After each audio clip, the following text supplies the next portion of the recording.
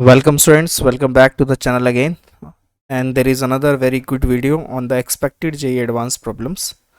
So इस video में हम जानेंगे फंक्शन के बारे में, उसके बिहेवियर के बारे में, कुछ प्रॉपर्टीज और आपको सीखने को बहुत कुछ मिलेगा। सवाल स्क्रीन पे है आपके, आप पढ़ सकते हैं कि हमारे पास एक फंक्शन है फ्रैक्शनल पार्ट के अंदर में ग्रेटेस्ट इंटीजर, वो भी लॉग के साथ। बहुत बढ़िया। और वो कुछ ऐसे पावर x के साथ एक्स स्क्वायर एक्स पावर 10 तक बढ़ता जा रहा है और मल्टी करेक्ट इसमें ऑप्शंस हैं, मतलब मल्टी करेक्ट आंसर है। 4 ऑप्शन है, हमें बताना है कौन सा इसमें से सही है। ठीक है, चलिए देखते हैं। पहले ये समझते हैं कि इसमें से कॉन्सेप्ट हम क्या क्या यूज़ कर रहे हैं। पहला कॉन्सेप्ट तो हम यही यूज़ कर रहे हैं कि x प्लस आई का जो ग्रेटेस्ट इंटीजर, वो फ्रैक्शनल पार्ट होता है, माफ़ कीजिएगा, वो होता है फ्रैक्शनल पार्ट ऑफ x। मतलब हम सबको पता है कि जो फ्रैक्शनल पार्ट ऑफ x है उसका जो पीरियड है वो 1 होता है। तो उसमें अगर आप इंटीजर्स बार बार ऐड करते रहें तो कोई फ़र्क नहीं पड़ता, वो फ्रैक्शनल पार्ट ऑफ x के बराबर आता है। एक एग्जाम्पल से समझते हैं। जैसे 2.3 का फ्रैक्शनल पार्ट क्या होगा, 0.3। अब इस 2.3 में मान लीजिए मैंने 5 जोड़ दिया तो कितना आया, 7.3। तो इसका भी आंसर कितना आ रहा है, 0.3। तो ये सेम ही आंसर दे रहे हैं। तो मतलब 7.3 का जो फ्रैक्शनल पार्ट है वो 2.3 के फ्रैक्शनल पार्ट के बराबर है। तो आप इंटीजर्स जोड़ते चले जाइए, कोई फ़र्क नहीं पड़ेगा, वो फ्रैक्शनल पार्ट ऑफ x ही आएगा। This clear. So x plus x का जो अगर मैं ग्रेटेस्ट इंटीजर रखूं और उसके बाद जो मैं ये फ्रैक्शनल पार्ट यहाँ पे डालूंगा तो फ्रैक्शनल पार्ट ऑफ x के बराबर आएगा। ये आपको समझना है, ये this is the most important thing. उसके बाद फिर ऑप्शंस के ज़रिए हम कुछ एस्टिमेशन ऑफ वैल्यूज़ को देखेंगे।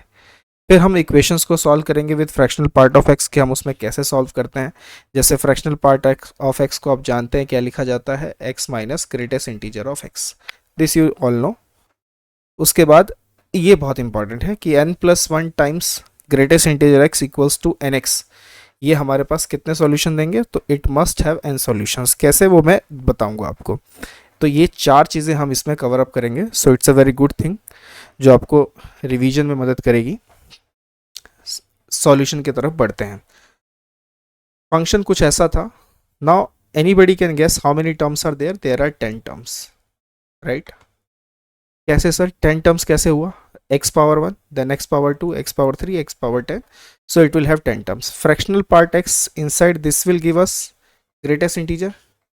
तो ये कोई इंटीग्रल वैल्यू ही देगा सॉल्व करने पे, क्योंकि ग्रेटेस्ट इंटीजर लगा हुआ है। तो ये अगर इंटीजर देगा तो ये x के साथ x प्लस आई का जो फ्रैक्शनल पार्ट होता है वो x ही हो जाता है। तो it means this expression is coming as fractional part of x plus fractional part of x and so on fractional part of x. How many times? 10 times. So we have fx equals to 10 times fractional part of x. इसको थोड़ा सा मैं दूर तरफ से लिख लेता हूँ। सो मेरे पास fx जो आ रहा है, यहीं लिख लेते हैं, 10 times fractional part of x। अब पहला ऑप्शन ये था कि हमें बताना था एफ ई का ग्रेटेस्ट इंटीजर।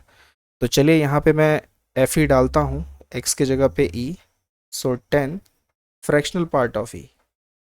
फ्रैक्शनल e की वैल्यू कितनी होती है, 2.71 अप्रॉक्सीमेटली।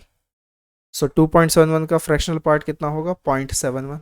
10 से इंटू कर देंगे तो 7.1 अप्रॉक्सीमेटली, 7.1 7.2।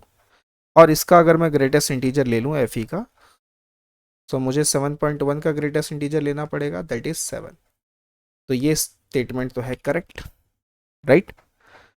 इसके बाद एफ पाई का यहाँ पे अगर हम पाई रखें, so this will be 10 times fractional part of pi, and fractional part of pi is 3.14 is the pi value, so it is I think 0.14। तो दिस इज कमिंग एज 1.4। तो 1.4 है। 20 पाई का एक बार एस्टिमेशन कर लेते हैं।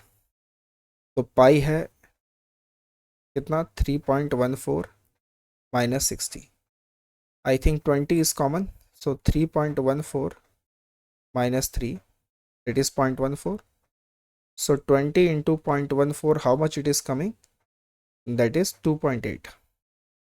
तो ये और ये तो बराबर नहीं है, so this statement is wrong. ये जो एक्सप्रेशन है ये गलत दे रखा है। समझ आया कैसे हमें इसमें एस्टिमेशन ऑफ वैल्यूज करनी है। अब तीसरी, number of solution when f x equals to x.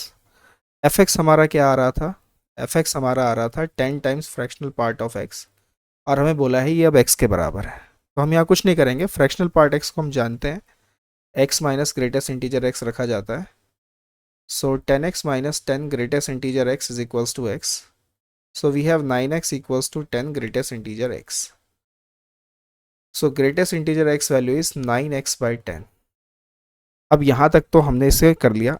LHS is an integer value, right? This is an integer value. To balance this equation, this also should be an integer value.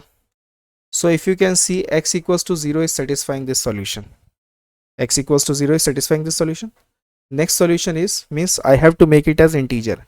So I will try to make it as 1. So what value of x it will be 1? That is 10 by 9. And 10 by 9 greatest integer is also 1.